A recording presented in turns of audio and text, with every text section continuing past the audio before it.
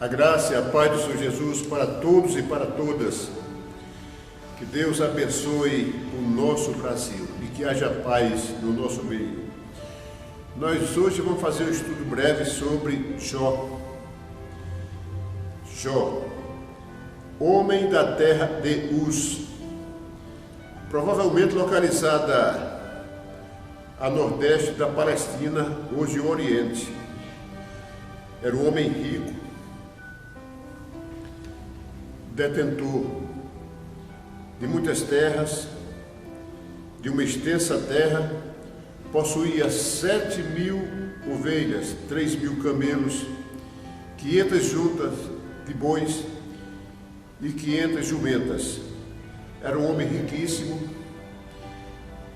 Provavelmente Jó dominava na época o transporte naquela região. Tinha muitos servos e servas. Era um homem muito rico e tinha status de juiz, tinha sabedoria, era especialista em aconselhar as pessoas e tinha boa palavra. Quando Jó chegava à praça para atender a comunidade, os anciãos ficavam de pé. Tão grande era o respeito que se tinha por aquele homem, além de rico, simples, humilde e cheio de fé. Jó foi uma referência de perseverança em meio ao sofrimento. Não houve anterior nem posterior que suportasse uma afronta tão cruel e permanecesse firme diante do Senhor. Ele era pai de 7 filhos e de 3 filhas, e os seus filhos se juntavam entre eles na casa de um, depois na casa do outro, para comer, beber. Eles se reuniam. Era uma família muito unida. E Jó era muito preocupado, entendendo Jó que possivelmente um de seus filhos pudesse pecar diante do Senhor. No seu coração, Jó preparava um holocausto, um sacrifício, e apresentava a Deus para santificar os seus filhos. Era muito zeloso, Jó, um homem muito zeloso. Então, um homem sincero, reto, temente a Deus e desviava-se do mal, e muito zeloso. Pois bem, e Deus selecionou exatamente Jó para um propósito. Qual o propósito? Jó simplesmente sofrer? Não. Foi demonstrar a soberania de Deus. Também o significado da verdadeira fé. Nós vamos entender a fé de Jó, comparando com a nossa fé. E tratar sobre o sofrimento do justo. Mas tem justo? Tem. Todo aquele que é justificado pelo Senhor Jesus Cristo. Todo aquele que chega a Cristo e se arrepende dos seus pecados, este é justificado e, portanto, passa a ser, diante dos olhos de Deus, passa a ser justo. Mas diante dos olhos dos homens é possível que não é? Porque a justiça do homem é como um trapo de imundícia, mas Deus vê diferente de nós. Pois bem, homem riquíssimo. Em Jó, capítulo 1, versículo 6 em diante, fala assim: E vindo um dia em que os filhos de Deus vieram apresentar-se perante o Senhor, veio também Satanás entre eles. Os filhos de Deus vamos entender como os anjos do Senhor. Vinham apresentar-se diante do Senhor e Satanás veio junto.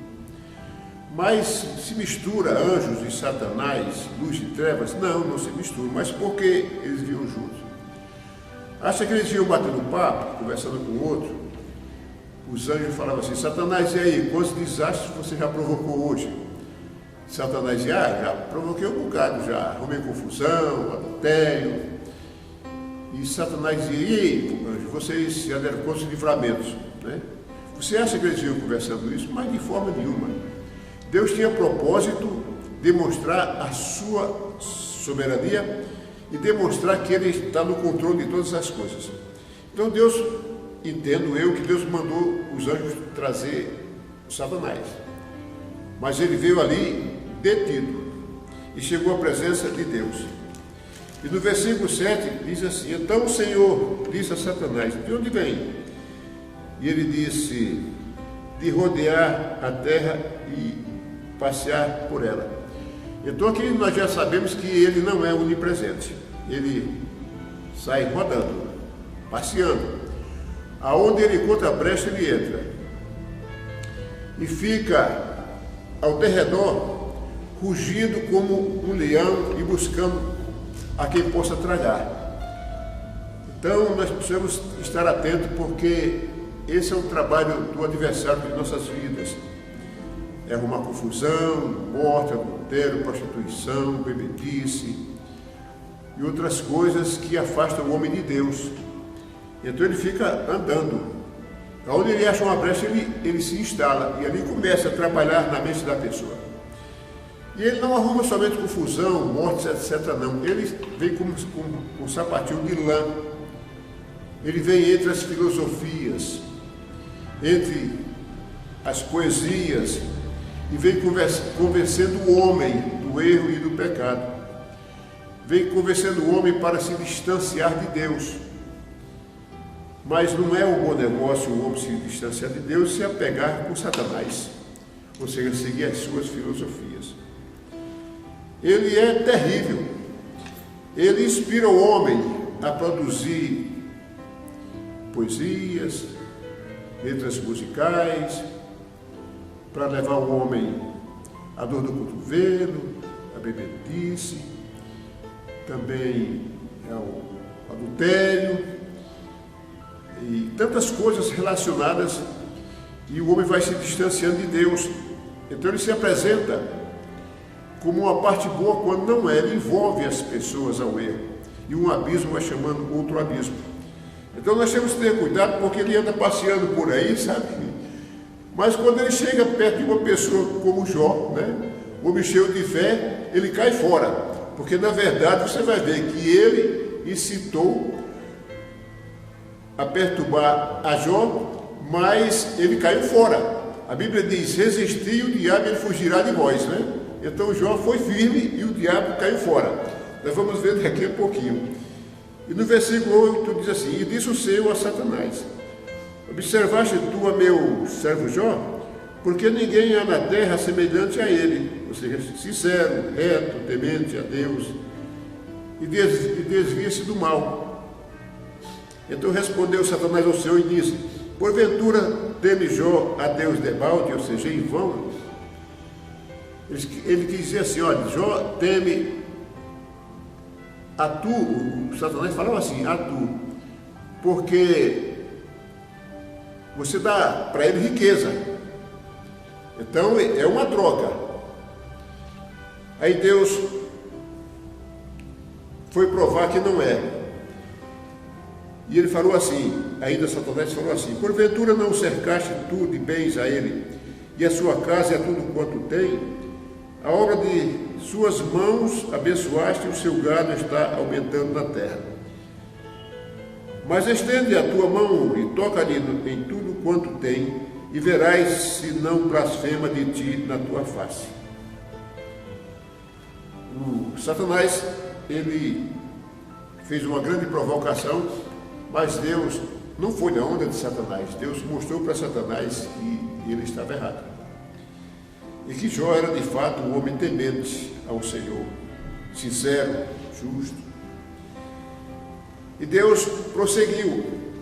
Mas por que prosseguiu? Porque Deus, era necessário Deus demonstrar a sua soberania, o seu controle sobre todas as coisas criadas, porque o homem tem se distanciado de Deus, tem se afastado e não tem dado valor devido a Deus. E Deus precisa tocar, às vezes de forma forte, para poder despertar a audição humana, que foi cauterizada por esse camarada aqui chamado Satanás, para não ouvir a palavra de Deus.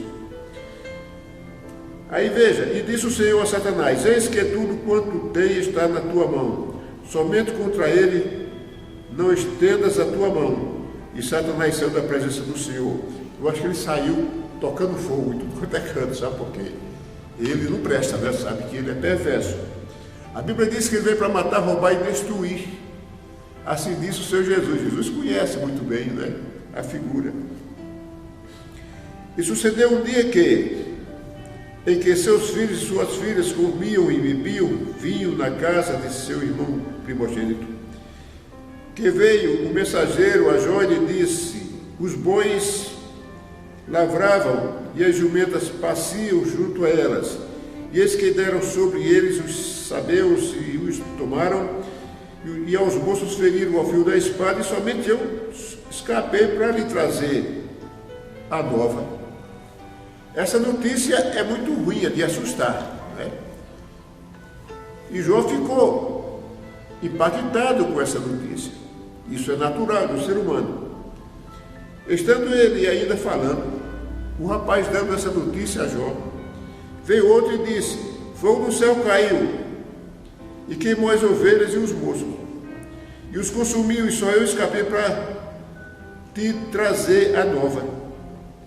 E estando este ainda falando, ou seja, um atrás do outro, em seguida, sem tempo de respirar, veio outro e disse: ordenando os caldeus 3 bandos, deram sobre os camelos, 3.000 camelos, e os tomaram, e os moços feriram a fio da espada, e só eu escapei para trazer a nova.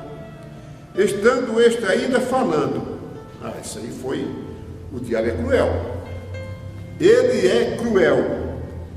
Veio outro e disse: estando teus filhos e tuas filhas comendo e bebendo vinho em casa de seu irmão primogênito, eis que um grande vento sobreveio, detém da lei do deserto, e deu nos 4 cantos da casa, a qual caiu sobre os jovens e morreram, e só eu escapei para te trazer a nova.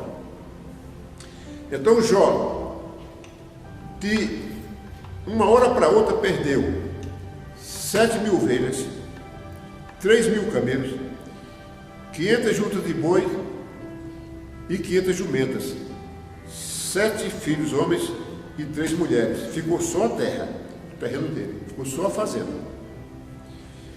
E Jó recebeu essa notícia, que era rico, que tinha status de juiz, que era um conselheiro. De repente ele perdeu tudo instantaneamente, quase que instantaneamente, de uma hora para outra. Meus irmãos, então Jó se levantou e rasgou o seu manto e rapou a sua cabeça e se lançou em terra e adorou. Qualquer um de nós, misericórdia, teria se levantado e saía gritando, com as mãos na cabeça, pedindo socorro a Deus, misericórdia aos irmãos e às pessoas, e ficaria inconsolado. Mas Jó levantou-se, rasgou o seu manto, rapou a sua cabeça e se lançou em terra e adorou a Deus. E adorou a Deus. Este homem tinha uma intimidade com Deus de uma forma extraordinária. Ele colocava Deus em primeiro lugar, depois vinha a sua família e depois os seus bens. E Jó disse assim: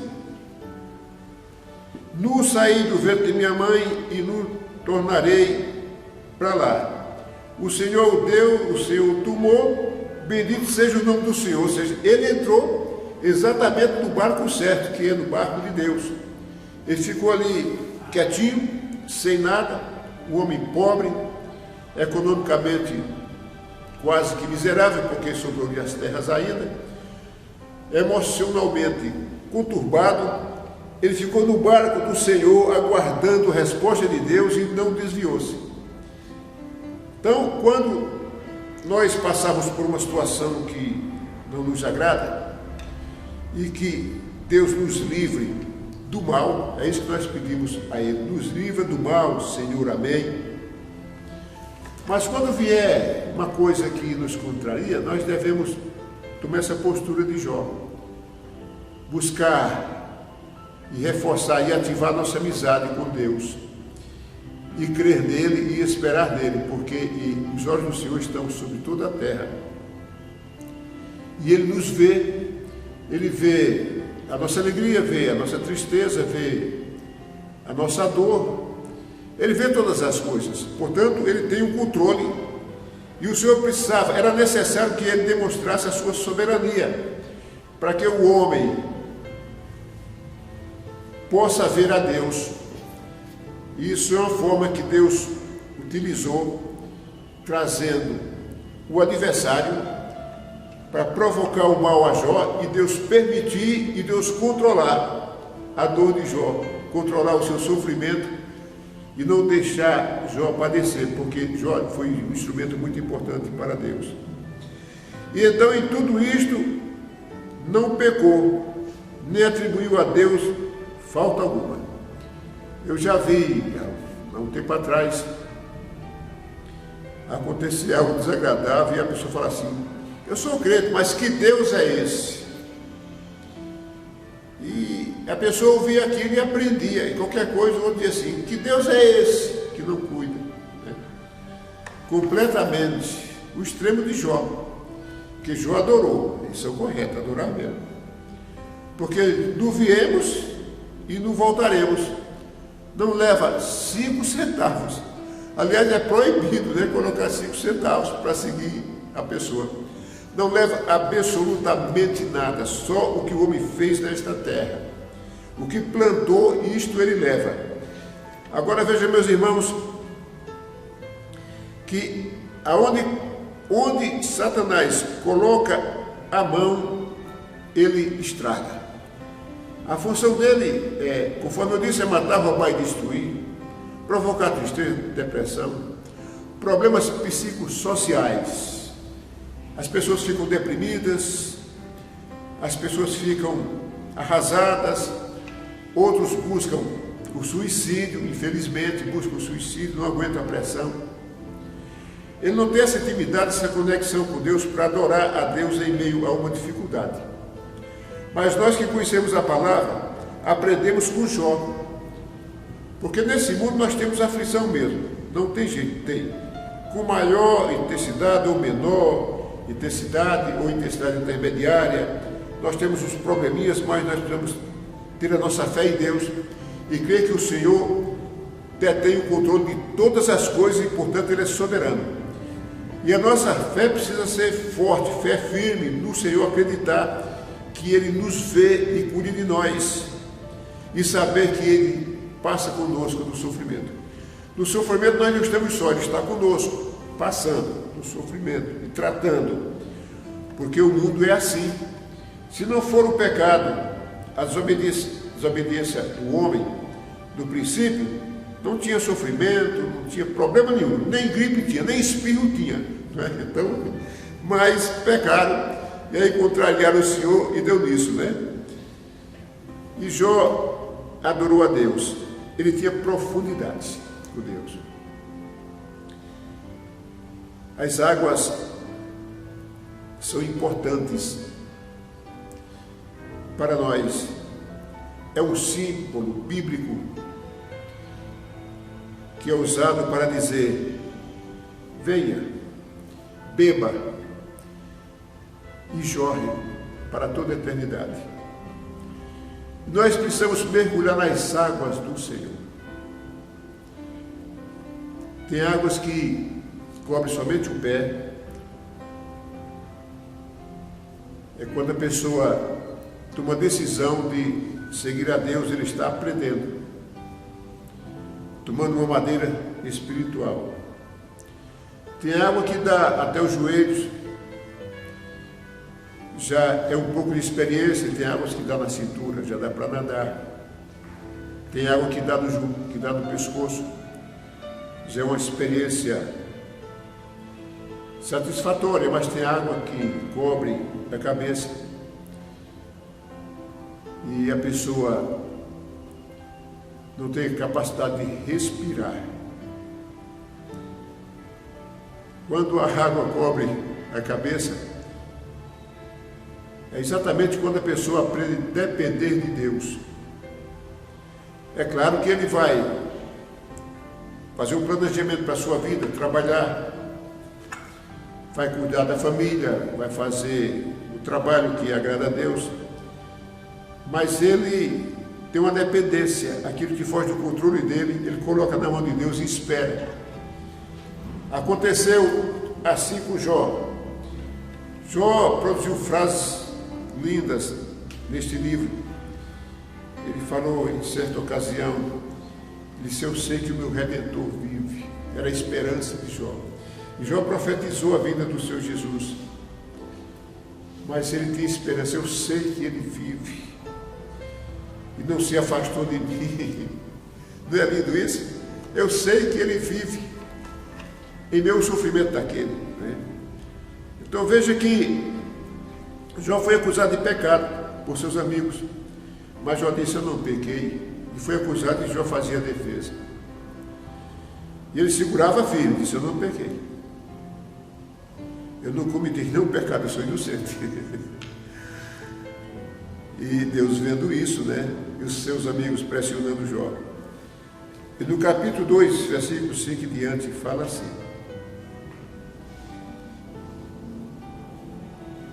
disse que Deus continuou com o seu propósito na vida de Jó. E Satanás voltou à presença de Deus com os anjos, semelhante ao primeiro encontro. E Deus disse: observaste o meu servo Jó, porque ninguém há na terra semelhante a ele, homem sincero e reto, temente a Deus, desviando-se do mal, e ainda que retenha a sua sinceridade, havendo-me tu incitado contra ele para consumir sem causa, ou seja, sem causa, sem motivo. Então Deus disse para o adversário: olha, ele perdeu a família e os bens, mas continua em sinceridade. Então o Satanás respondeu ao Senhor e disse: pele por pele, tudo quanto o homem tem dará pela sua vida. Estende, porém, a tua mão e toca-lhe os ossos e na carne, e verás se não blasfema de ti na tua face. Então a sua mulher viu aquilo, não estava preparada, e disse: ainda retens a tua sinceridade? Amaldiçoa o teu Deus e morre, homem. Então desistir de Deus é a pior coisa. Nós não podemos desistir do Senhor, mesmo que nos aconteça alguma coisa desagradável.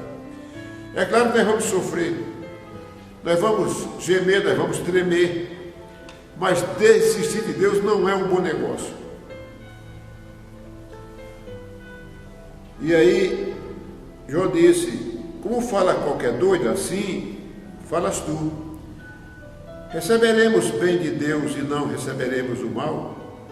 Em tudo isso não pecou Jó contra Deus com os seus lábios. Então veja que era um homem que tinha uma intimidade com Deus no seu coração. Ele era um homem que tinha essa envergadura espiritual. E ele se destacava no meio daquelas pessoas. E as pessoas admiravam Jó porque ele não era um homem que subestimava as pessoas. Pelo contrário, era um bom conselheiro. E no capítulo 3, Jó expressa o seu sentimento e a sua dor de uma forma poética. De uma forma poética. Ele amaldiçoou o dia que nasceu, a noite daquele dia.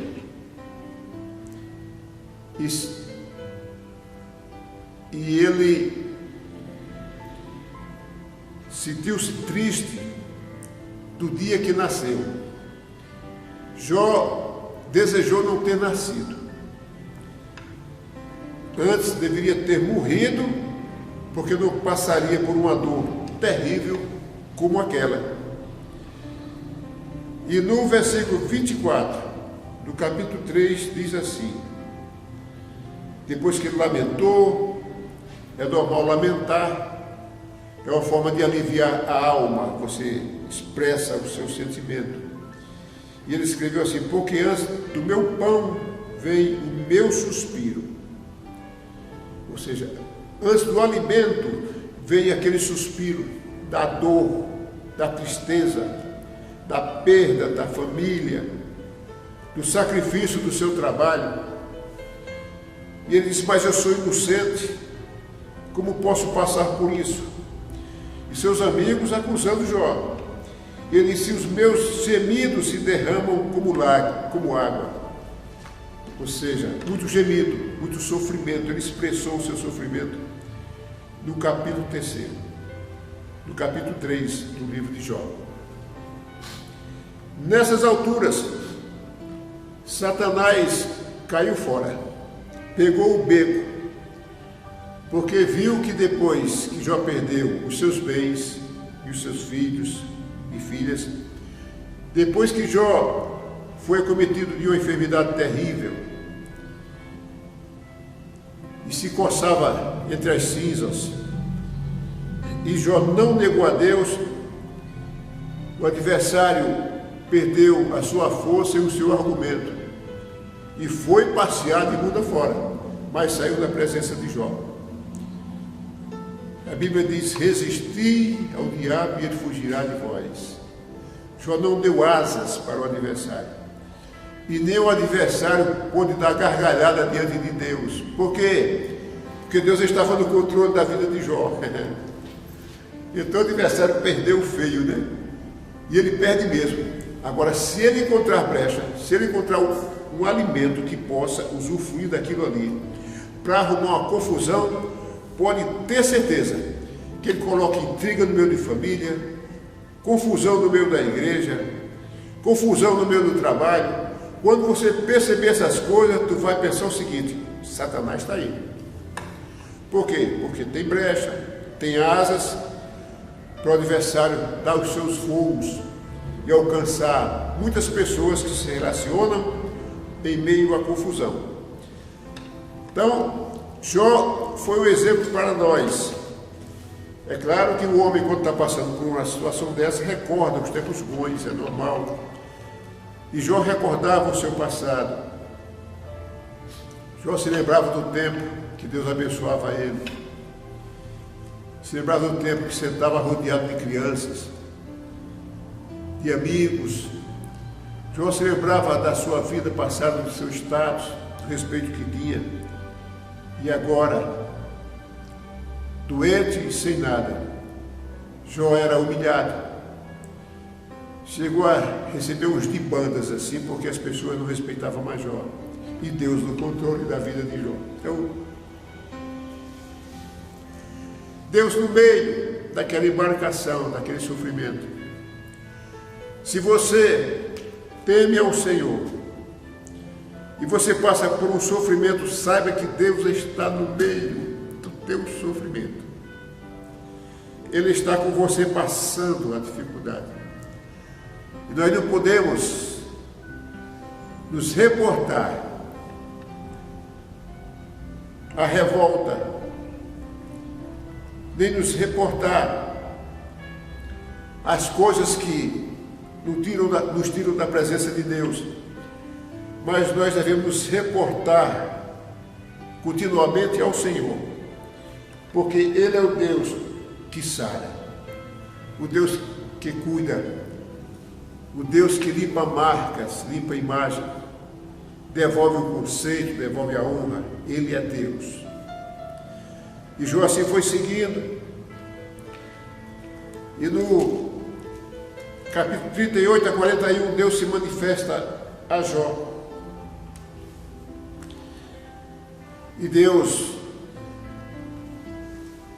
fala com Jó, comparando a diferença entre o homem e Deus, o limite do homem e a grandeza de Deus. E Jó disse, no capítulo 42, versículo 3 a 6, ele disse: eu sou vil, a minha mão ponho na minha boca. Ou seja, vendo a grandeza de Deus, Jó percebeu que ele era pequeno, era minúsculo. Apesar do seu esforço para temer ao Senhor e obedecê-lo, apesar da sua sinceridade, Jó disse: eu sou vil. Jó apresentou-se parcialmente orgulhoso. E Deus fez essa correção na vida de Jó. E o capítulo 42, versículo 3 fala assim: quem é aquele, dizes tu, que sem conhecimento encobre o conselho? Sem conhecimento. Por isso falei do que não entendia, dizendo Jó. Coisas que para mim eram maravilhosíssimas e que eu não compreendia. Isso acontece com a gente, achando que está tudo certo, achando que a nossa justiça é pontual, que tem equilíbrio nas coisas que nós falamos. Mas Deus diz que a justiça do homem é como um trapo de imundícia. Porque o homem vê a aparência, mas não vê o conteúdo interno, não vê os pensamentos. E aí? E Deus lê os nossos pensamentos. Ele faz a leitura da nossa alma e conversa conosco através do nosso espírito. E Ele é maravilhoso mesmo. Quando há uma demanda de uma batalha, de um sacrifício por longo tempo, Deus não deixa a pessoa se perder ao longo dessa batalha. Ele socorre, mas Ele nos dá um treinamento espetacular. Às vezes Deus pega a nossa alma e dá um repuxo nela, porque a nossa alma é a área do sentimento, da alegria, da emoção, da dor, da tristeza. Ele repuxa a alma para colocar as juntas da alma no lugar, se é que a alma tem junta, mas só para a gente entender. E dói, mas nós aprendemos. Nós aprendemos com o Senhor porque Ele é perfeito nas suas instruções. E Jó escreveu, falando no versículo 4, escuta-me, pois, e eu falarei, eu te perguntarei, e tu ensina-me. O ensina-me é muito importante. A Bíblia diz que o homem sofre por falta de conhecimento. Então você aprender com Deus é diferente de aprender com o mundo. Você aprender com essa palavra é diferente de aprender com as filosofias, com as vãs filosofias. Porque as vãs filosofias têm o sapatinho de lã do adversário para desviar o pensamento do homem da presença de Deus. E não há nada melhor do que Deus. Não há nada melhor que Jesus. Não há nada melhor que o Espírito Santo. Eles são, os três juntos, o melhor e o maior e o Todo-Poderoso. Aquele que te dá renda, aquele que te faz promessa para você morar no ambiente celestial, sem dor, só com alegria. Sabe aquela vida de criança que nós tínhamos aos 3, 4, 5, 6 anos? Sem nenhuma maldade, que a gente dependia do pai, e o pai trazia um bocado de pão para nós, comprava roupa e a gente vestia. A gente não tinha vaidade, também não pensava em conquistas, estava ali tudo certo. Assim é o reino de Deus. Lá está tudo bem e está tudo pago. E no versículo 5, Jó disse, com o ouvir dos meus ouvidos ouvi, mas agora te veem os meus olhos. Por isso me abomino e me arrependo no pó e na cinza.